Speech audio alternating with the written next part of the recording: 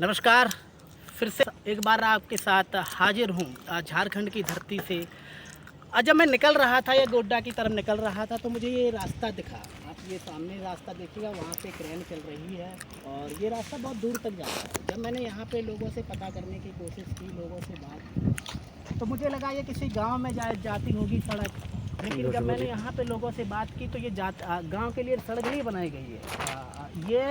जैसे कि खदान कोई खोदी जाती है तो उसके लिए ये सड़कें तैयार की जाती ताकि यहाँ से 50 जितने भी ट्रक होते वो ट्रक यहाँ से जाते हैं। तो अगर हम गांव की स्थिति देखें, किसी गांव में जाएं तो गांव में सड़कें नहीं मिलेगी। लेकिन जो हमारे यहाँ के उद्योगपति हैं, चाहे अडानी अंबानी हो या फिर टाटा समूह का कोई भी हो, उनके लिए ये रोडें सरकार तुरंत तैयार कर देती है। और आप आगे देखिएगा कि यहाँ पे अगर हम बिल्कुल सीधे जाएंगे, आप इधर देखिएगा कि यहाँ पे जो पेड़ हैं, बहुत सारे पेड़ काटे गए। लेकिन अगर आप एक बात समझिए कि अगर आपका कोई पेड़ है, अगर आप वो काटा जाता है तो इस पर आपके ऊपर केस हो जाता है। ये फॉरेस्ट डिपार्टमेंट के लोग आपके घर पे आएंगे, आपको 3 साल 5 साल या 7 साल की सज़ा कर देते। लेकिन वहीं दूसरी तरफ अगर सरकार ऐसे जंगलों को बर्बाद कर देगी या सरकार जंगलों को काट रही है तो उस पर कोई एक्शन नहीं लिया जाता है। ये जो ज़मीन है ये आदिवासियों की ज़मीन है और ये इस प्रकार से तैयार की जा रही कि अगर ये एक दिन में 1-1 हज़ार भी ट्रक जाएगा तो ये इस रोड को कुछ होने वाला नहीं है। तो मैं इसलिए आपको ये सारी चीज़ें बता रहा हूँ कि ये जंगल है, ये बहुत जल्दी बर्बाद होने के कगार पर हैं। आप पहले भी आपने मठ के बारे में सुना होगा, आप किसी और प्रदेश के बारे में सुना होगा, आपने उत्तराखंड में देखा होगा कि कहाँ बाढ़ आती। तो यही मेन कारण है कि आपके जंगल बर्बाद किए जाते हैं, उसके बाद यहाँ पे बाढ़ आती है।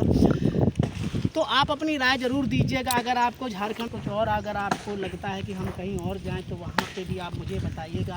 हम यहाँ पे इसलिए भी आए हैं कि यहाँ पे मैं 2 चीज़ें मेरे दिमाग में घूम रही थी जब मैं अभी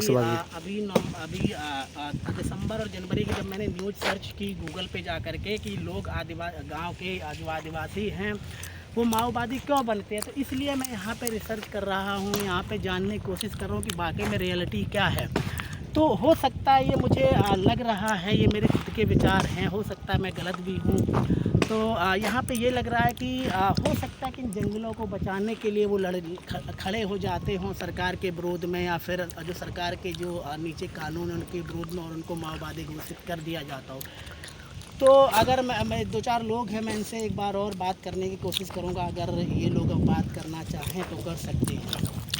अच्छा, मुझे एक बात बताइए, पहले तो आपका नाम क्या हुआ? तुम आलम बतर में अपनी भाषा में आप आले आपे लगी कने हाँ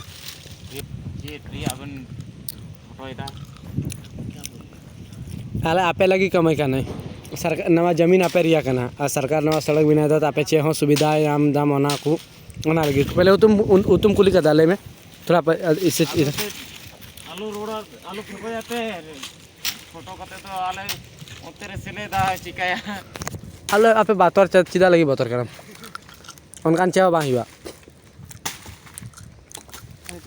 अच्छा नहीं बोलना चाहता, छोड़ दिए, ठीक है। अब ये लोग आदिवासी हैं, ठीक है, ये 100-200 रुपये की अपनी मजबूरी में काम कर रहे हैं, लेकिन ये लोग बोलना नहीं चाहते। उनकी बात हो सकती है कल उनके ऊपर पुलिस आए या कुछ विधायक या ठेकेदार है कोई गुंडा उसके पास है। लेकिन जो मैं आपको दिखा रहा हूँ, आप यहाँ से 5 किलोमीटर ऊपर जाइएगा और इधर आपको बिल्कुल नीचे तक ऐसे जंगल, इसलिए ये जंगल बर्बाद किए जा रहे हैं। तो अब मेरे साथ मैं रवि पाल आपसे विदा लेता हूँ।